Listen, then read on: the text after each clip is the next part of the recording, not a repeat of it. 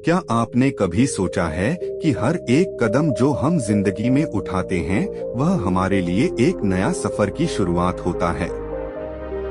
आज हम साथ में उस सफर की शुरुआत करेंगे जिसमें हर काम को ध्यान बनाओ और आगे बढ़ो का मंत्र हमें सही दिशा दिखाता है। इस मंत्र के पीछे छुपी ताकत है जो हमें हर एक कार्य में हर एक लम्हे में नई दिशा देती है। जब हम अपने कामों को ध्यान से करते हैं तब हम अपने इरादों को साकार करते हैं, नई मंजिलों की तरफ बढ़ते हैं।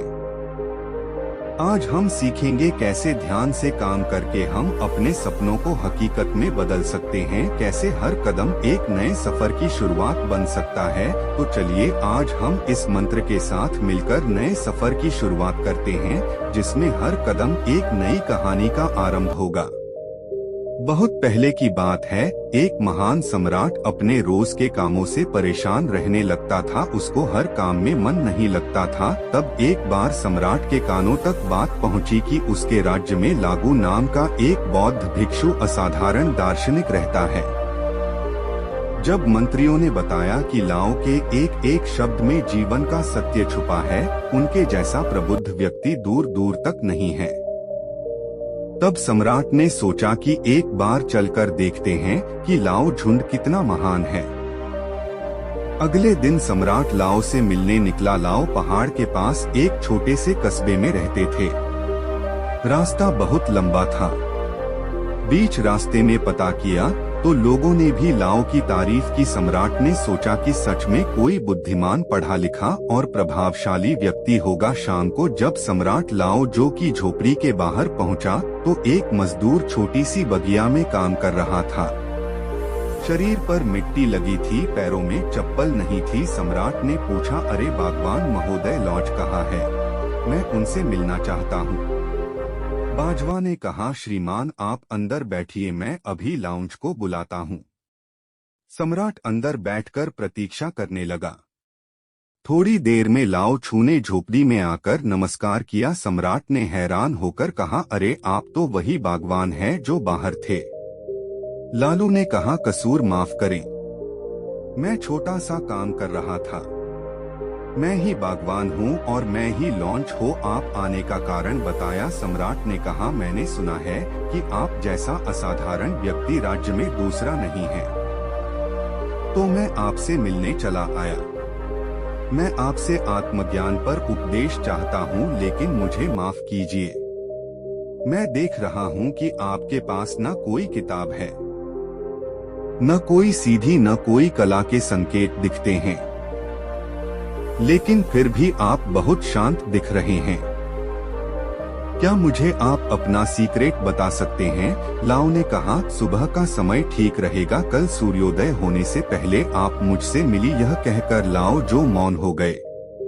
उस रात सम्राट को नींद नहीं आई। उसे कौतूहल था कि मुझे क्या बताने वाले हैं।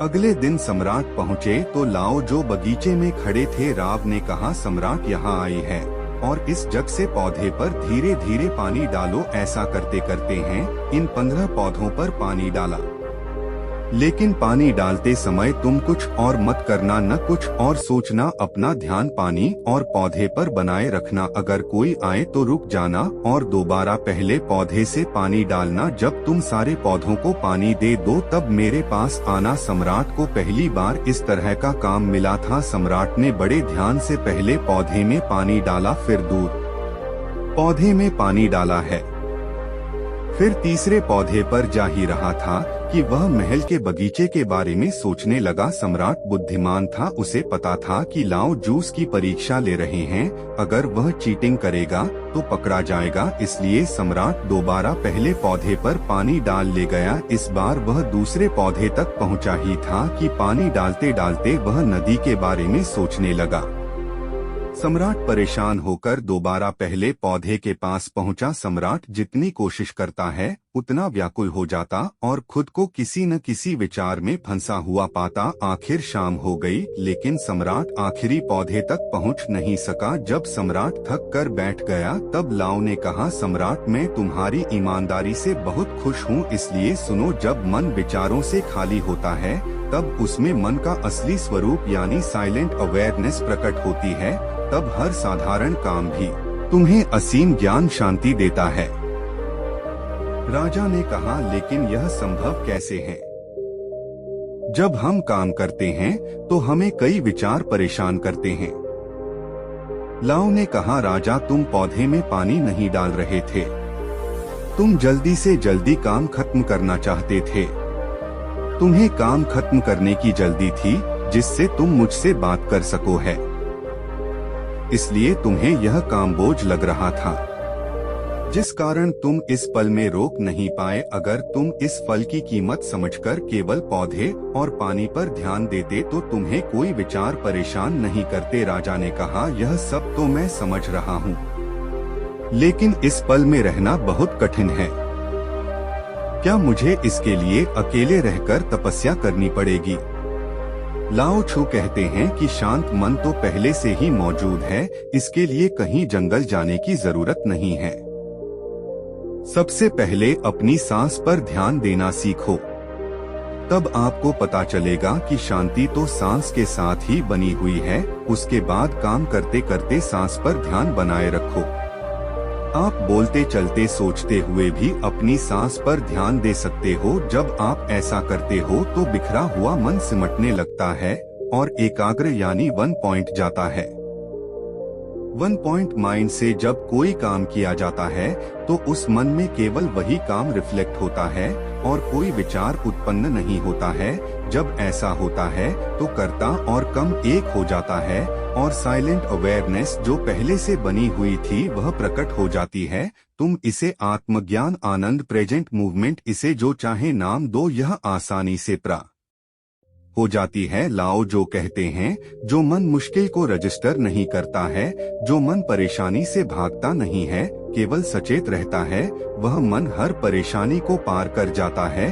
दोस्तों, कभी काम का बोझ मानकर जल्दी जल्दी खत्म करने की कोशिश मत करो, क्योंकि इससे तनाव पैदा होता है। आप यहाँ नहीं बल्कि कहीं और होना चाहते। तनाव के कारण मन में विचार हावी होने लगते हैं, जिससे इरिटेशन होता है और काम जो प्रेजेंट मूवमेंट का दरवाजा था वह सच में बोझ लगने लगता है। इसकी जगह काम शुरू करने से पहले अपना ध्यान सांस पर ले आओ और फिर काम के दौरान भी ऐसा करो। सांस का ध्यान काम के ध्यान में बदल जाएगा और कठिनाई, डिस्टरबेंस आते हुए भी आपको छू नहीं पाएंगे। दोस्तों, यह वीडियो पसंद आया तो इस वीडियो को लाइक करें। इसी तरह नए वीडियो आते रहेंगे। मिलते हैं एक नई वीडियो के साथ, तब तक के लिए आपका दिल से आभार।